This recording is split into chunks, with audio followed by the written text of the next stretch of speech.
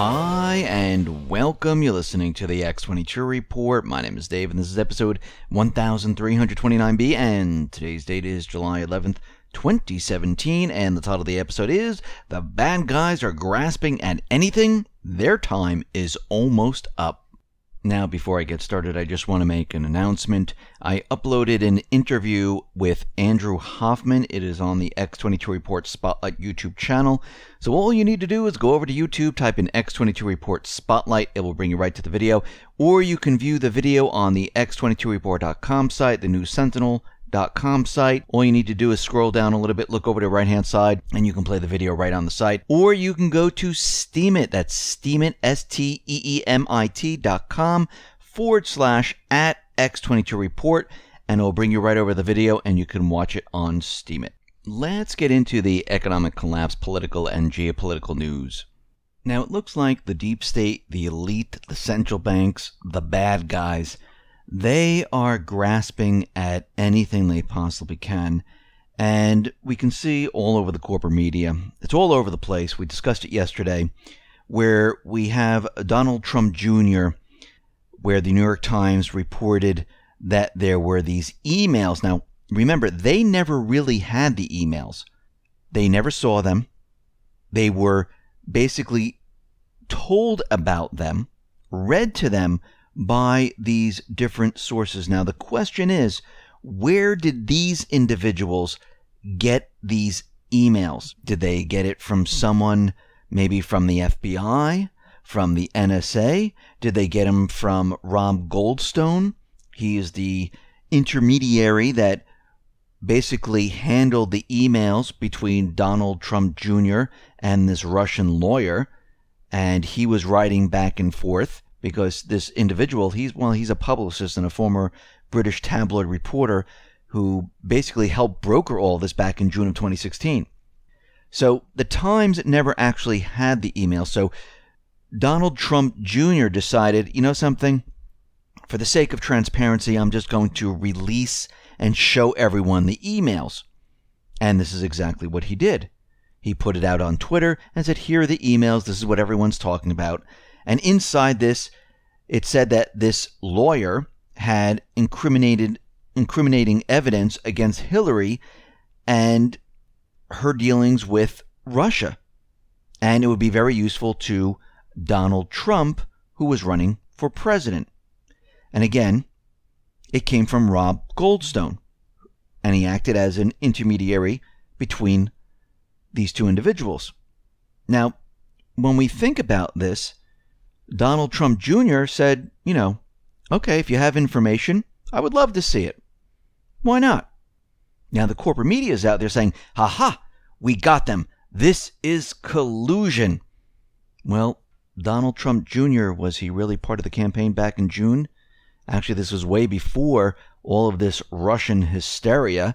And the email actually came from Goldstone, who was working and talking about this. Now, was he the one making up all of this? Because the Russian lawyer said, no, I don't have this information. I never promised this information. And what the emails show and what she wanted to talk about was about the restrictions on adoption of Russian children. So this is very confusing because what Rob Goldstone was telling Donald Trump Jr. is different than what the Russian lawyer is saying. So then we have to ask this question. Was Goldstone setting up Donald Trump Jr. for something? I mean, this is what it seems like, but let's go further into this. Now, the corporate media, they're talking about collusion. They're talking about treason. They're saying, haha, we have it. Now, remember, Trump was never party to any of this. He didn't even know about the meeting. He had no knowledge of it whatsoever. And the email does not refer to any cooperation, coordination, or collusion between the Trump campaign and the Russian government. Now, this lawyer from Russia says that she's not part of the government whatsoever. She was on NBC. She was being interviewed. And she was asked directly, do you have any ties to the Russian government? She said, absolutely not. I don't. Actually, the Russian government came out and said, yeah, we don't know who this lawyer is. Now, just because you're Russian and you're saying that you have information, which we don't know if she actually did because we've never seen it. She's never produced it. She said she never had it. Only Goldstone said there was information. There's a huge hole in this entire story. Now, the corporate media is out there and they keep talking about collusion. Now, the definition of collusion is secret agreement or cooperation, especially for an illegal or deceitful purpose, acting in collusion with the enemy. Well, number one, there was no secret agreement or cooperation for an illegal or deceitful purpose. And why is the Russian attorney the enemy? Enemy of who? She's not part of the Russian government. She's just an attorney. So that really doesn't fit into collusion. Now, treason, I've heard on the corporate media that they're talking about, well, this could lead to treason. Well, the definition of treason is the offense of attempting by overt acts to overthrow the government of the state to which the offender owes allegiance, or to kill or personally injure the sovereign or the sovereign's family. Well, he's not overthrowing any type of government. There's no overthrow. And he's not pledging allegiance or trying to kill or personally injure the sovereign or the sovereign's family. So again, this doesn't fit what the corporate media is talking about. And once again, there is nothing here. Yes, the corporate media, the bad guys, the deep state, they love to tell you how bad it's going to be. They're great at doing this. They're great at fear-mongering and making you think there's something there when there is absolutely nothing. They're great at showing you that terrorists are coming to get us, even though they're not. They're great at telling you what North Korea is doing, even though they're not. They're great at showing that Russia is getting ready to attack, even though they are not. This is what these individuals do. You know why? Because they're hiding everything that they have done. This is why they're trying to basically take everyone's eyes and shift them to a different location. This way, you don't look at unmasking. This way, you don't look at the leaked classified information that Comey gave out. This way, you don't see what Hillary Clinton actually did. This way, you don't see anything that they've been doing. This is why they continually do this. Now, John McCain, he is called in for questioning in the Trump dossier lawsuit.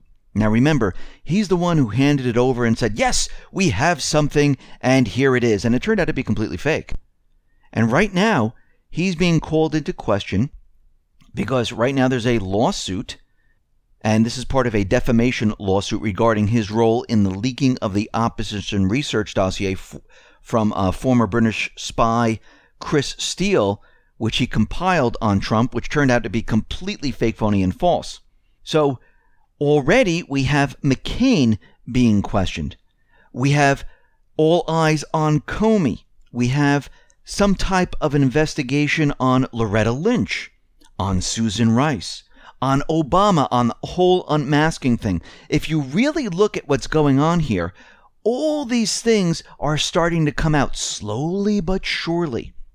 It's coming out to the public. And what the deep state is doing right now is they're trying to basically distract everyone from the real issues.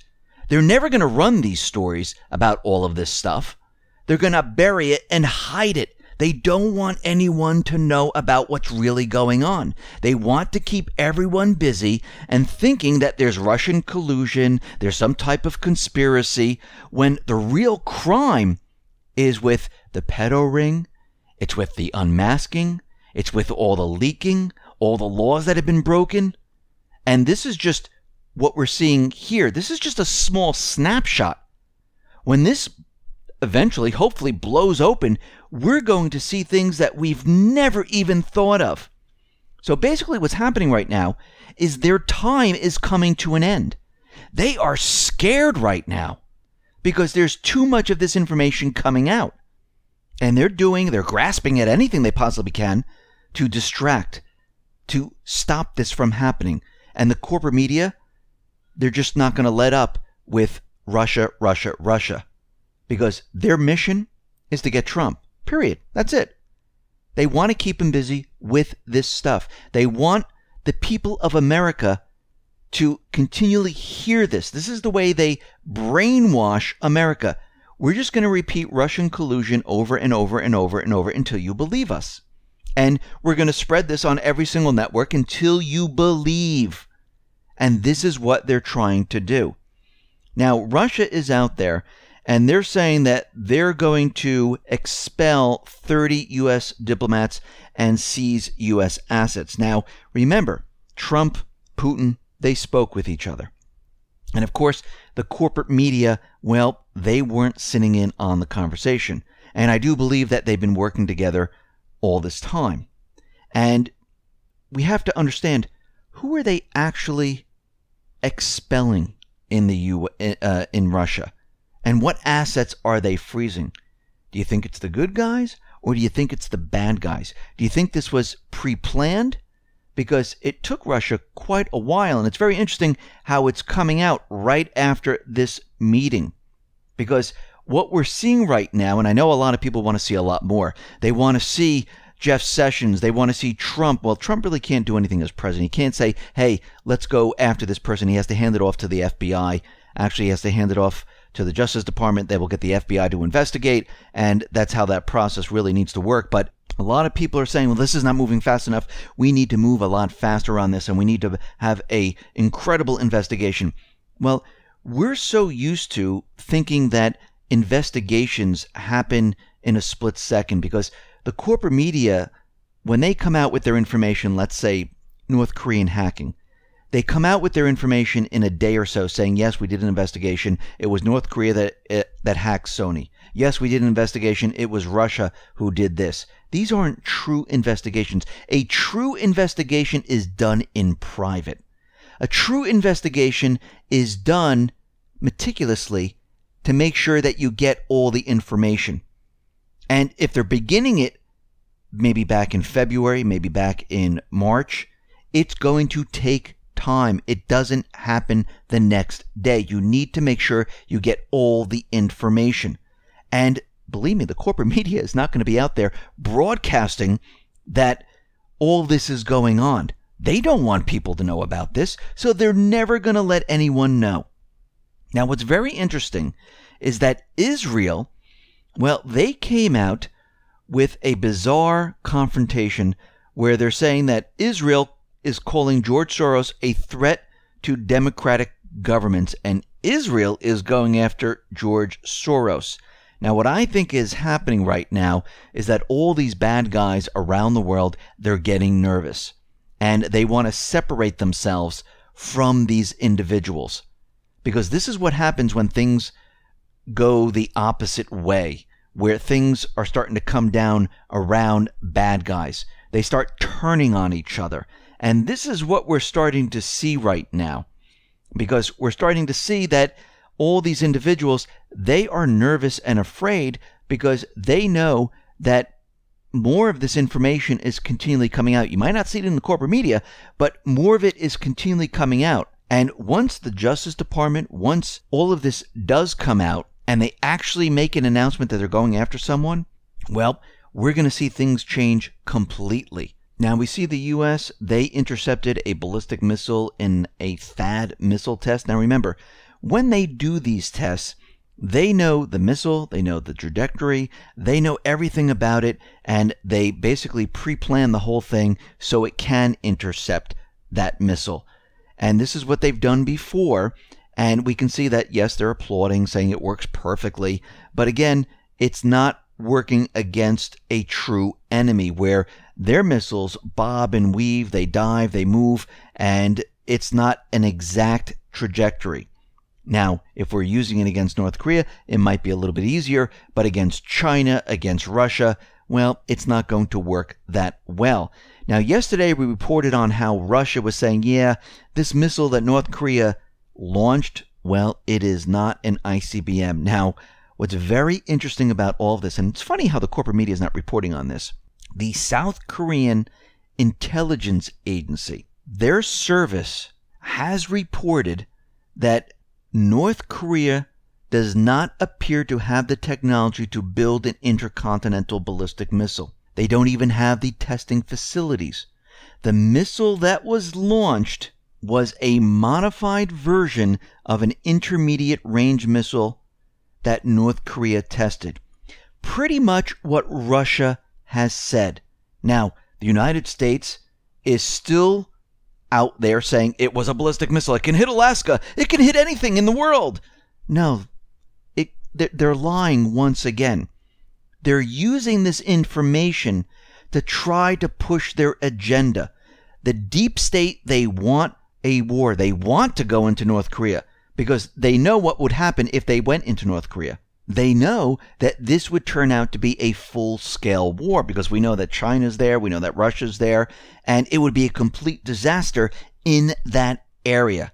Now, China is saying that they're not going to be taking responsibility for North Korea.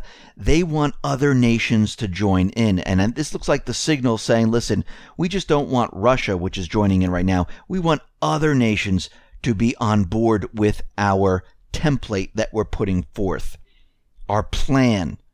And this is why China is out there saying that they're not going to be the sole country that's responsible for all of this. We see that Tillerson and Qatar, well, they got together and they've signed an agreement to step up efforts to fight terrorism. And once again, we'll have to see what this really means because right now it doesn't mean that much. We see out in Syria, we see that the Syrian army has arrested 2 U.S.-backed mercenaries in Syria's Badia region. And these U.S.-backed mercenaries, they belong to the Free Syrian Army. They are mercenaries. They were there to basically create a buffer zone between the Syrian pro-government forces and the Iraqi border. And we need to understand that these are not Syrians. These are paid mercenaries where the intelligence agencies and the U.S. government, they use and they pay for these soldiers to go into Syria and to fight for the United States as a proxy army. That's all this is. We're seeing that the Islamic State has confirmed that Baghdadi has been killed.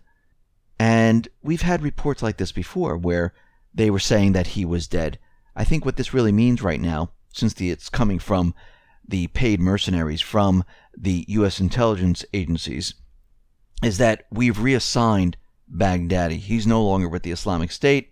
He's going into hiding. He'll be basically shipped off to someplace else, and you'll never see him again. We see something very interesting, that there's sarin gas which is unaccounted for at a U.S. Army's Dugway Proving Ground.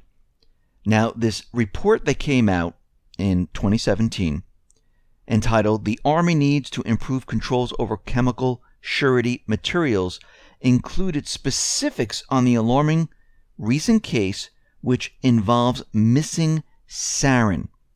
The amount is enough to cause death within minutes, according to the CDC.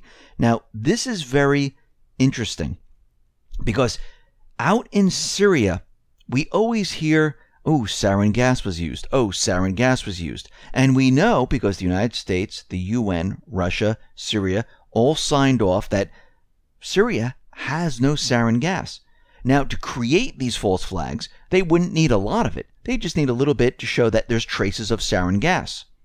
And maybe this is what they've been using all along, because they can't account for where this sarin material is. They don't know where it is. They don't know where it went to. So, once again, there is a problem here. And we're seeing these strange anomalies, and there's really no explanation. And what is happening at this point is that everything is coming down around these bad guys, the deep state, the central banks, the elite, the neocons. And they're doing whatever they possibly can to stop it. But it looks like they're losing the battle. And once again, if they don't do anything drastic, like some type of an event, it looks like they're being flushed out right now. Listen, everyone, thanks a lot for listening. Be well, be safe, and especially be prepared. Thanks a lot.